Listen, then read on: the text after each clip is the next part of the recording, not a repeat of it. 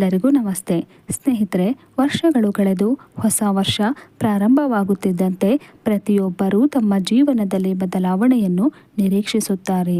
ಇದೀಗ 2024 ವರ್ಷ ಕಳೆದು 2025ರ ಹೊಸ ವರ್ಷ ಪ್ರಾರಂಭವಾಗಲಿದೆ. ಹೊಸ ವರ್ಷವನ್ನು ಬರಮಾಡಿಕೊಳ್ಳುವುದಕ್ಕಾಗಿ ಜನರು ಕಾತುರದಿಂದ ಕಾಯುತ್ತಿದ್ದಾರೆ. 2025ರ ಹೊಸ ವರ್ಷದಲ್ಲಿ ಮನೆಗೆ ನಾವು ಯಾವ ವಸ್ತುಗಳನ್ನು ತೆಗೆದುಕೊಂಡು ಬಂದರೆ ಅದೃಷ್ಟ ಹೆಚ್ಚಾಗುತ್ತದೆ ಎನ್ನುವುದನ್ನು ನೋಡೋಣ. ನನ್ನ ವಿಡಿಯೋವನ್ನು ಮೊದಲನೇ ಬಾರಿ ನೋಡ್ತಾ ಇದ್ದರೆ ನನ್ನ ಚಾನಲನ್ನು ಸಬ್ಸ್ಕ್ರೈಬ್ ಮಾಡಿ. ಹಿಂದೂ ಧರ್ಮದಲ್ಲಿ ಯಾವುದೇ ಶುಭ ಕಾರ್ಯವನ್ನು ಆರಂಭಿಸುವ ಮೊದಲು ಗಣಪತಿಯನ್ನು ಪೂಜಿಸಲಾಗುತ್ತದೆ. ಹಾಗಾಗಿ ಗಣಪತಿಯನ್ನು ಮೊದಲು ಪೂಜಿಪ ದೇವರೆಂದು ಕರೆಯಲಾಗುತ್ತದೆ. ಹಾಗಾಗಿ ವರ್ಷದ ಮೊದಲ ದಿನ ನೀವು ಗಣಪತಿಯ ಮೂರ್ತಿಯನ್ನು ಮನೆಗೆ ತಂದರೆ ಹೆಚ್ಚು ಶುಭ. ಹಾಗೆಯೇ ಕಾಮಧೇನುವನ್ನು ದೇವರ ರೂಪದಲ್ಲಿ ಕಾಣಲಾಗುತ್ತದೆ. ಅಂತಹ ಪರಿಸ್ಥಿತಿಯಲ್ಲಿ ಮನೆಗೆ ಕಾಮಧೇನು ಹಸುವನ್ನು ತರುವುದು ಅತ್ಯಂತ ಮಂಗಳಕರ.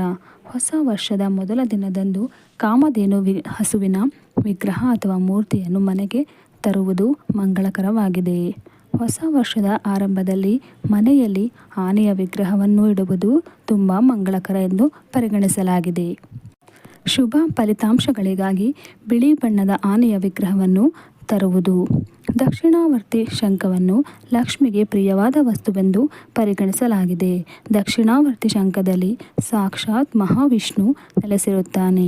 ಹಾಗಾಗಿ ಮನೆಯಲ್ಲಿ ದಕ್ಷಿಣಾವರ್ತಿ ಶಂಖವನ್ನು ಇಡುವುದು ವಾಸ್ತು ದೃಷ್ಟಿಯಿಂದ ಅತ್ಯಂತ ಮಂಗಳಕರ ಎನ್ನಲಾಗಿದೆ. ಮನೆಯಲ್ಲಿ ನವಿಲು ಗರಿಯನ್ನು ಇಡುವುದು ಸಹ ತುಂಬ ಮಂಗಳಕರ ಎನ್ನಲಾಗಿದೆ. ಹೊಸ ವರ್ಷದ ವಿಶೇಷ ಸಂದರ್ಭಗಳಲ್ಲಿ ನಿಮ್ಮ ಮನೆಗೆ ನವಿಲು ಗರಿಗಳನ್ನು ತರಬಹುದು. ಈ ಮಾಹಿತಿ ಇಷ್ಟ ಆಗಿದ್ದರೆ ನನ್ನ ವಿಡಿಯೋಗೆ ಒಂದು ಲೈಕನ್ನು ಕೊಡಿ. ಧನ್ಯವಾದಗಳು.